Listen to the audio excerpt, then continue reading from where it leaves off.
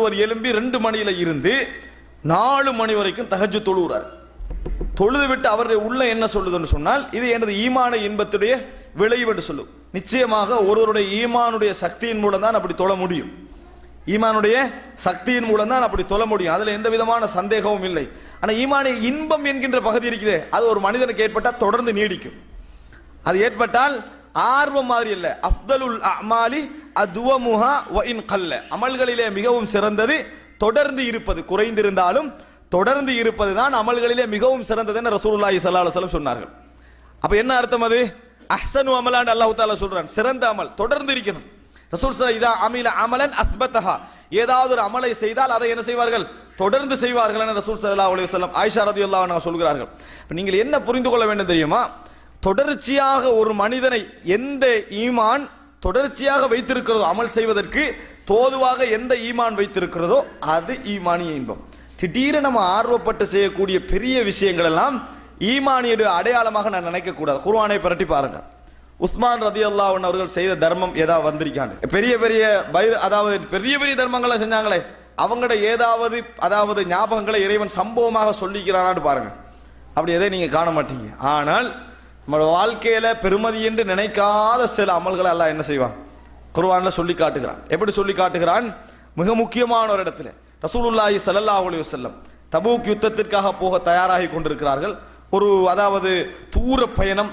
எனவே ரசூலுல்லாஹ் ஒரு அறிவிப்பு செஞ்சாங்க, வாகனம் யாருக்கு இருக்குதோ, சாப்பிட வசதி யாருக்கு இருக்குதோ அவங்க மட்டும் என்ன செய்யட்டும், எங்களோட வாங்க. நாங்க பொறுப்பெடுக்க முடியாது, நாங்க அவர்களை என்ன செய்ய முடியாது, பொறுப்பெடுக்க முடியாது. வசதி உள்ளவங்க எல்லாம் இணைஞ்சுக்கிட்டாங்க. யாரெல்லாம் தன்னை ரசூலுல்லாஹ் ஆர்வம் ஊட்டினாங்க, 2 பேரை சேர்த்துக்குங்க 3 பேரை சேர்த்துக்குங்கன்னு ஆர்வம் ஊட்டினார்கள், அவர்களெல்லாம் இணைஞ்சாங்க.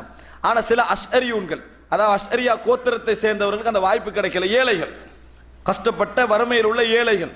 இப்ப இவங்க என்ன செய்யறாங்கன்னா ரசூல் ஸல்லல்லாஹு அலைஹி வஸல்லம் அவங்கள்ட்ட வராங்க.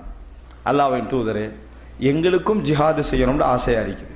ஆனா எங்கள்கிட்ட பொருளாதாரம் இல்லை, வசதிகள் இல்லை, வாகனம் இல்லை, உணவுக்கு கட்டுப்படியாகாது.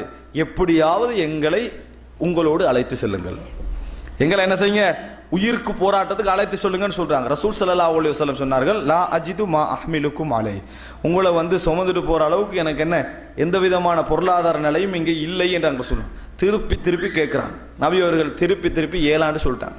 எதுக்கு? இறைவனுடைய பாதையில் ஒரு உயிர் போராட்டத்துக்கு அழைக்கிறாங்க. நபியோ திருப்பி திருப்பி கேட்டும் கூட என்ன செய்யல, 7 ஆண்டு சொல்லிட்டாங்க.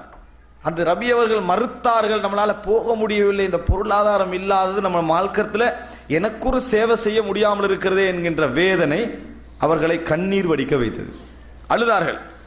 நபி அவர்களுக்கு முன்னால் அழுது கண்டே திரும்பி சென்றார்கள். ரசூலுல்லாஹ் ஒன்னும் சொல்லல. வலா அலல்லதீன இதா மா அதவுக லிதஹ்மிலஹும் குல்தலா அஜிது மா அஹ்மிலுக்கும் அலைஹி தவல்லவ் வ அயுனுஹும் தஃபீது மினத் தம்இ ஹஸனன் அல்லா யஜிது மா யுன்ஃபிகூன். அல்லாஹ் தஆலா சொல்கிறான், நபியே குற்றமில்லை, அவர்கள் மீதும் குற்றமில்லை.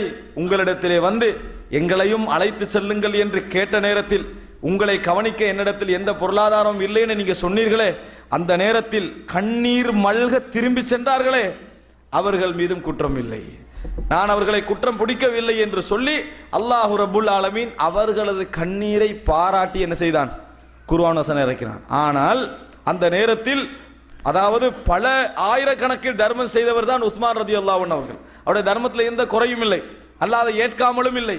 ஆனா அல்லாஹ் தஆலா அதை என்ன செய்யவில்லை, குர்ஆனிலே ஞாபகப்படுத்தி சொல்லவில்லை.